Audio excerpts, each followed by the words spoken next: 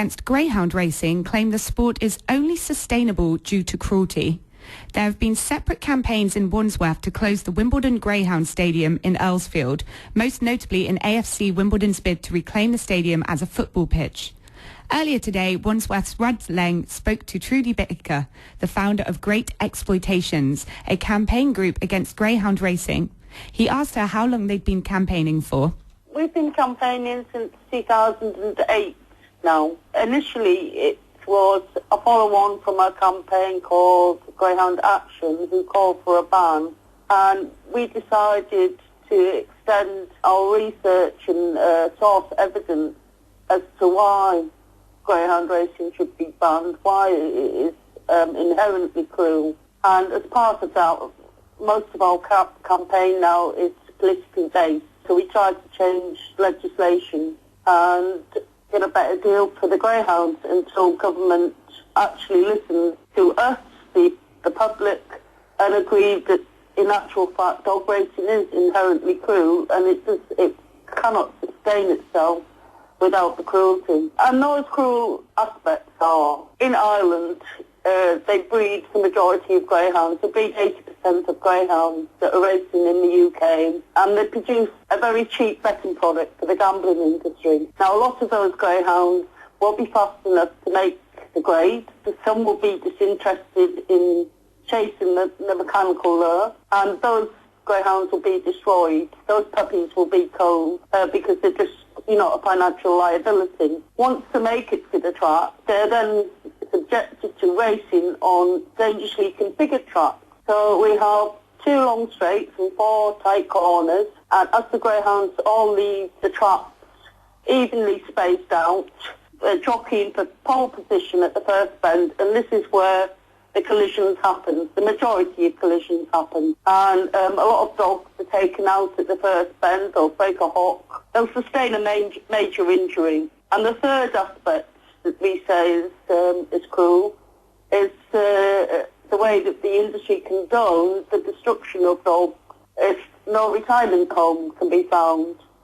And the destruction of injured dogs can be taken purely on an economical ground, the same as rehoming a dog.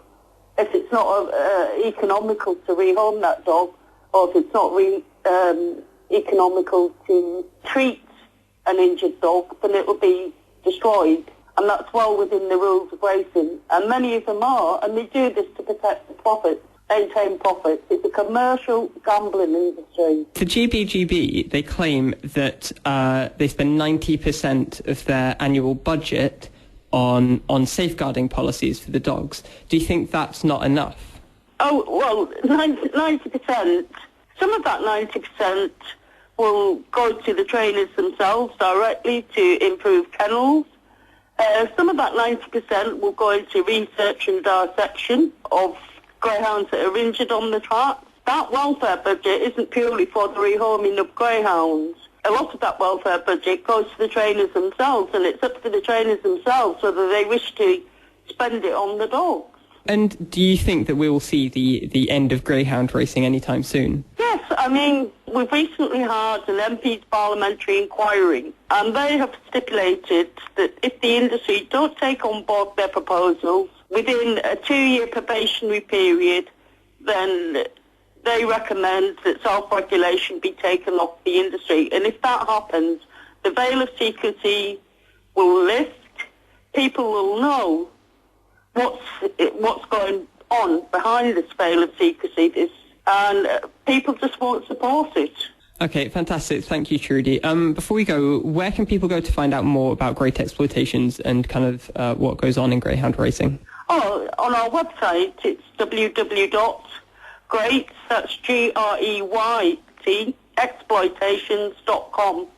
And if your listeners could actually go there, there's a link to a petition. And we're calling upon DEFRA to actually publish injury statistics, call for legislation to publish injury statistics, because the Parliament information given to the parliamentary inquiry by the industry conservatively stated that 393 dogs were destroyed last year through injury, although we estimate there's 1,500.